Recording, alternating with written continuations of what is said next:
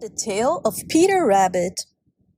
Once upon a time, there were 4 little rabbits, and their names were Flopsy, Mopsy, Cottontail, and Peter. They lived with their mother in a sandbank, underneath the root of a very big fir tree. "Now, my dears," said old Mrs. Rabbit one morning, "you may go into the fields or down the lane, but don't go into Mr. McGregor's garden.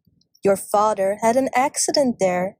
He was put in a pie by Mrs. McGregor. Now run along and don't get into mischief. I'm going out." Then old Mrs. Rabbit took a basket and her umbrella and went through the wood to the baker's. She bought a loaf of brown bread and 5 currant buns. Flopsy, Mopsy, and Cottontail, who were good little bunnies, went down the lane to gather blackberries. But Peter, who was very naughty, ran straight away to Mr. McGregor's garden and squeezed under the gate. First he ate some lettuces and some French beans, and then he ate some radishes. And then, feeling rather sick, he went to look for some parsley. But round the end of a cucumber frame, whom should he meet but Mr. McGregor? Mr. McGregor was on his hands and knees, planting out young cabbages, but he jumped up and ran after Peter, waving a rake and calling out, "Stop the thief!" Peter was mostly dreadfully frightened. He rushed all over the garden, for he had forgotten the way back to the gate. He lost one of his shoes among the cabbages, and the other shoe amongst the potatoes. After losing them, he ran on 4 legs and went faster, so that I think he might have gotten away altogether if he had not unfortunately run into a gooseberry net and got caught by the large buttons on his jacket. It was a blue jacket with brass buttons, quite new.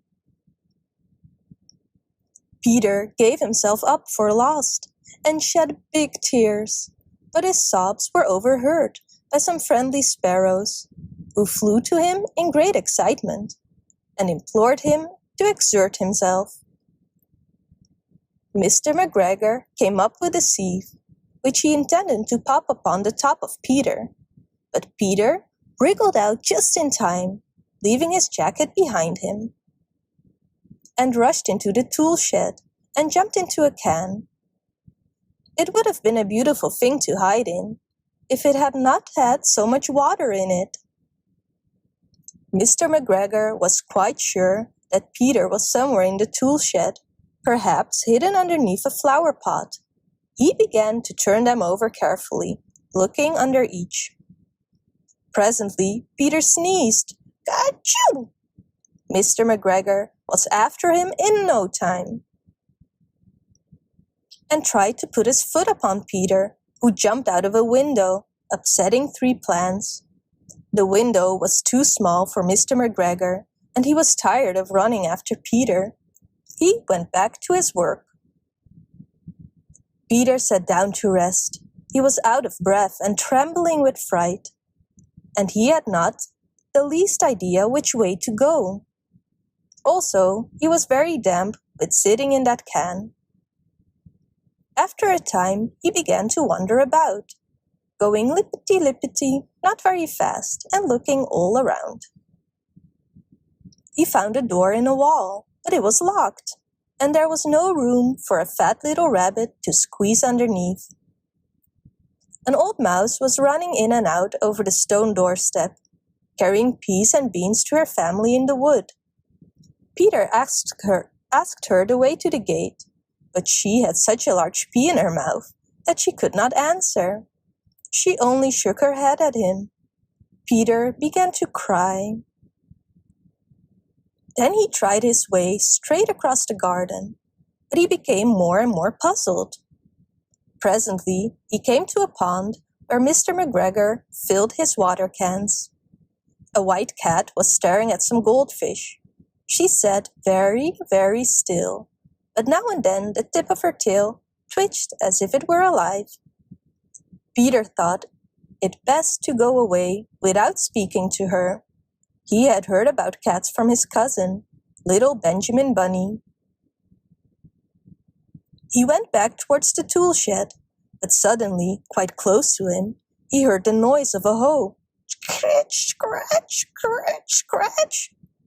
Peter scuttered underneath the bushes, but presently, as nothing happened, he came out and climbed upon a wheelbarrow and peeped over. The first thing he saw was Mr. McGregor, hoeing onions. His back was turned towards Peter, and beyond him was the gate. Peter got down very quietly off the wheelbarrow and started running as fast as he could go, along a straight walk behind some blackcurrant bushes. Mr. McGregor caught sight of him at the corner, but Peter did not care. He slipped underneath the gate and was safe at last in the wood outside the garden.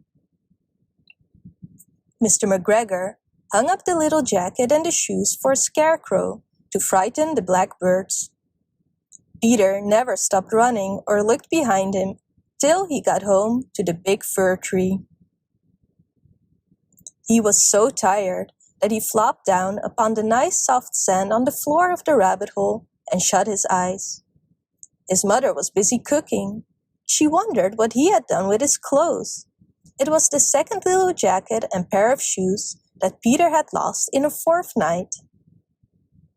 I am sorry to say that Peter was not very well during the evening.